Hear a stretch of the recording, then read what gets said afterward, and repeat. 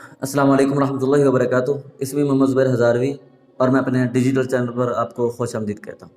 ناظرین کرام، اب ریسنٹلی ایک اجلاس ہوا ہے OIC کا، اور اس میں کیا معاملات طے پے ہیں اس کے اوپر آج بات کرتے ہیں۔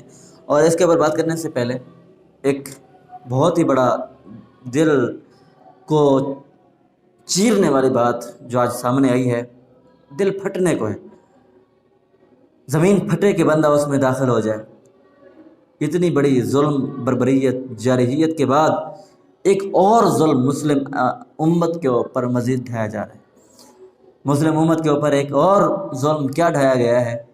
وہ یہ ظلم، اسرائیلی آرمی کے مذہبی چیف ریبائی نے ایک فتویٰ جاری کیا ہے۔ اس نے کہا کہ اسرائیلیوں کے لیے اب جائز ہے کہ خواتین کے ساتھ وہ ریپ، زنا کر سکتے ہیں۔ لا حول ولا قوت الا باللہ۔ ساتھ اس نے قید لگی ہے کہ وہ خواتین جو ہیں یہودیوں کی نہ ہوں۔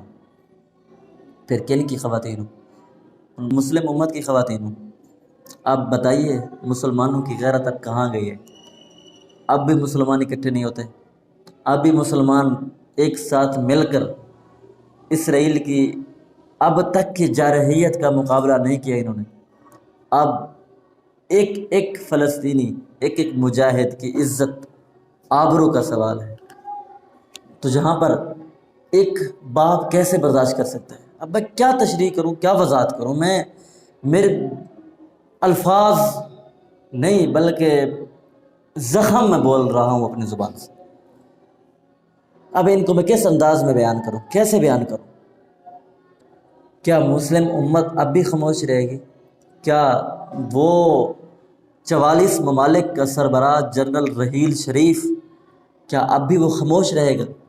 کیا اب تک اس کو پتہ نہیں ہے کہ ہمارے خلاف، فلسطینی مجاہدین کے خلاف کیا کچھ ہو رہا ہے؟ صرف کاغذی کارروائی ہو رہی ہے۔ OIC کا اجلاس ہوا ہے، جس طرح میں نے ویڈیو کے شروع میں بات کی ہے۔ انہوں نے اس بارے میں کیا کہا؟ چلو میں بتا کر پھر OIC کی بھی حقیقت آپ کو بتاتا ہوں کہ OIC نے اس اجلاس میں کیا کچھ جو معاملات ہیں، تجاویز کون سی پیش کی ہیں۔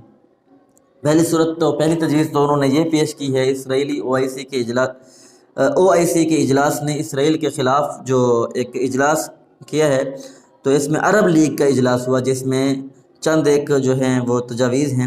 پہلی یہ، اسرائیل کے ساتھ تعلقات بحال کرنے کے منصوبے ختم، کیونکہ پہلے جو عرب ممالک تھے اسرائیل کے ساتھ تعلق بحال کر رہے تھے، اب انہوں نے کہا کہ ہم ان کے ساتھ تعلق بحال نہیں کرتے۔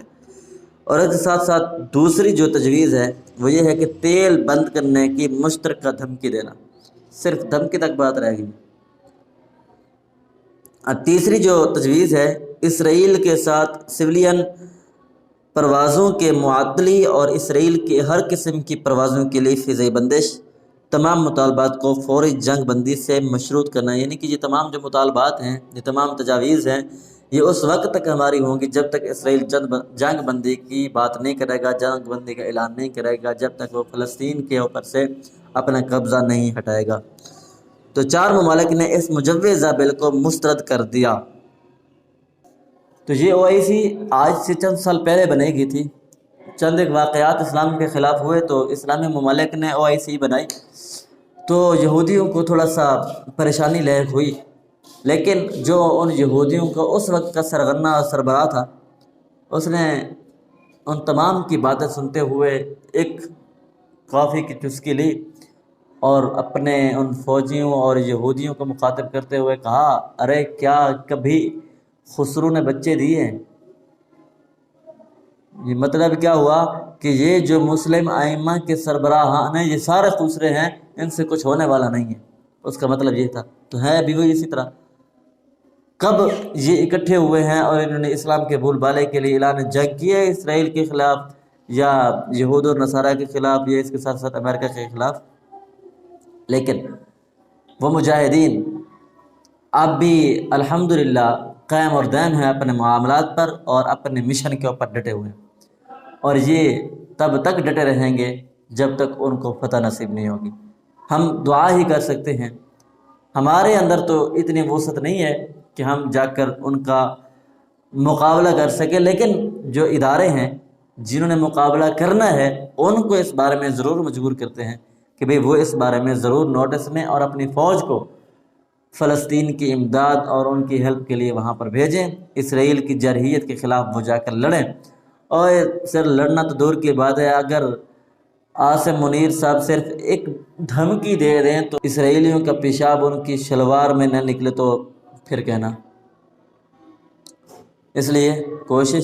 اس لیے آپ تمام اب آپ اپنے پاکستانی اداروں کو اس بارے میں ضرور مجبور کریں کہ وہ سٹینڈ لینے کے اوپر مجبور ہو جائیں۔